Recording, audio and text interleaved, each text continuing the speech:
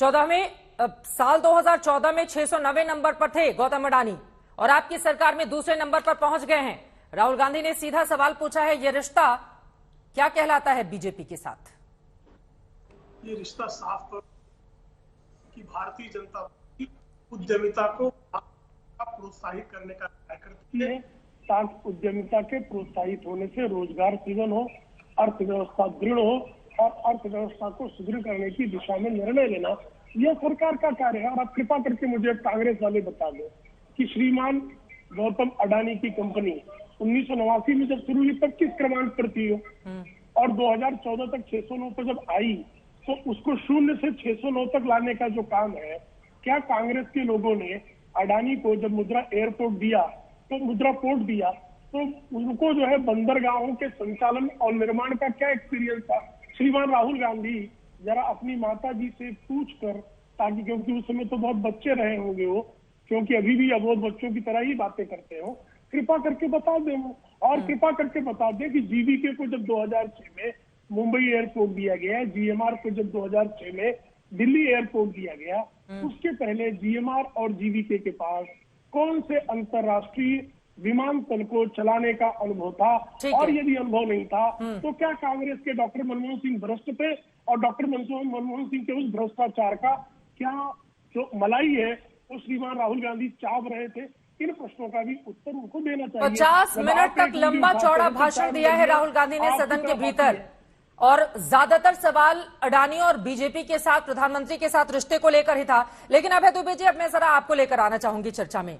देखिए, एक तरफ बीजेपी के साथ आप रिश्ता पूछ रहे हैं तो वहीं दूसरी तरफ पलटकर यह भी सवाल किया जा रहा है कि अशोक गहलोत जो कि मुख्यमंत्री हैं आपके राजस्थान के, उनके साथ फिर अडानी का क्या रिश्ता है? एक आंकड़ा मैं सामने रखती हूं, क्योंकि हमने रिपोर्ट में लंबा चौड़ा कांग्रेस पार्टी का पक्ष दिखाया। अक्टूबर 2022 में गौतम अडानी ने अगले 5 से 7 वर्षों में राजस्थान में 10,000 मेगावाट की सौर ऊर्जा क्षमता स्थापित करने, सीमेंट प्लांट का विस्तार करने, जयपुर हवाई अड्डे को अपग्रेड करने के लिए 65,000 करोड़ के निवेश की घोषणा की। और भी डिटेल है मेरे पास जिस पर मैं आगे आऊंगी। लेकिन अभय दुबे जी, अगर उनसे रिश्ता है तो आपसे भी तो रिश्ता है। दोनों एक ही रंग में रंगे हुए क्या दिखाई नहीं दे रहे हैं? हेलो अभय दुबे जी, अभय जी तक आवाज नहीं पहुंच पा रही है। अनुराग भदौरिया जी, आपके पास आते हुए उसके बाद में अभय दुबे जी को फौरन करेक्ट किया जाए ताकि उनसे मैं जवाब दे सकूं। अनुराग भदौरिया जी, अब गौतम अडानी 690 नंबर पर पहुंचे 0 से, बीजेपी ये सवाल पूछ रही है तो 0 से जिसने राजीव गांधी के समय में शुरुआत की, 2014 आते आते तो वो पहुंच गए। आप तक आवाज पहुंच रही है क्या अनुराग भदौरिया? ऐसा लग रहा है कि आज ज्यादातर लोगों तक आवाज नहीं जा रही है। मैं आपके ही पास आ जाती हूँ यहाँ पर। अर्थशास्त्री के नजरिए से भी राकेश शर्मा, इसको समझना बहुत जरूरी, आई एम सॉरी, इसको समझना बहुत जरूरी है। और इसी के साथ मेरा आपसे ये सवाल भी है कि जिस तरह की परिस्थिति मौजूदा वक्त में बनी हुई है, हमने देखा कि हाल ही में कैसे अडानी ग्रुप के शेयरों में भारी गिरावट देखी गई, लेकिन लंबे समय के बाद आज एक उछाल भी दर्ज की गई है। इसको कैसे पढ़ा जाए? देखिए, पिछले शुक्रवार को आप ही के चैनल पे एक बहस में मैं था जिसमें बहुत सारे मुद्दों पे बात हुई। अगर आप इसे गिरावट बोल रहे हैं तो गिरावट नहीं है। बाजार में हिडेनबर्ग का शॉर्ट सेल था, शॉर्ट सेल करके उन्होंने पैसा कमाया।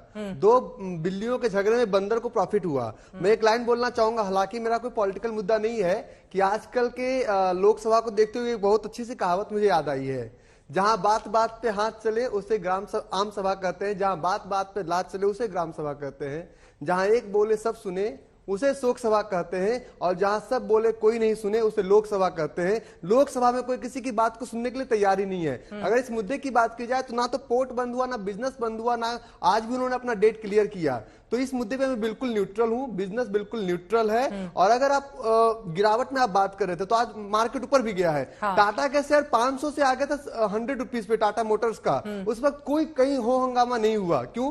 टाटा साहब का फोटो मोदी जी के साथ नहीं है, इसलिए ऐसा हो सकता है, क्योंकि पॉलिटिकल लोग बेहतर जानते हैं। अब राकेश शर्मा जी, फोटो तो कभी किसी की भी साथ हो सकती है। उधर प्रधानमंत्री के साथ अडानी जी की फोटो आ रही है तो वही उनके रॉबर्ट वाड्रा के साथ, प्रियंका गांधी के पति हैं, उनके साथ बीजेपी ने अडानी जी की फोटो जारी कर दी है। तो फोटो को लेकर तो इतना बवाल नहीं, मेन मुद्दे पर आते हैं।